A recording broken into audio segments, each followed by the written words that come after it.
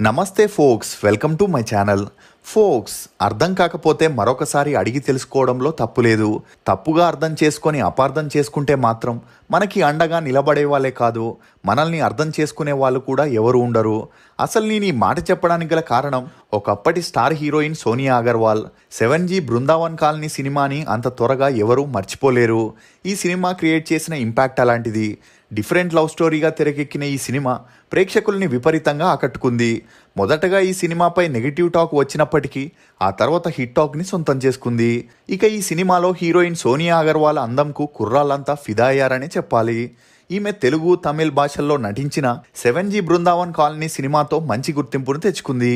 ఇక ఈ cinema release అయిన తర్వాత అదే సినిమా డైరెక్టర్ అయిన సెల్వరాఘవాన్ని వివాహం చేసుకుంది. ఆ తర్వాత సినిమాలకు కూడా దూరమైంది. అయితే పెళ్లి తర్వాత తన భర్తతో విభేదాలు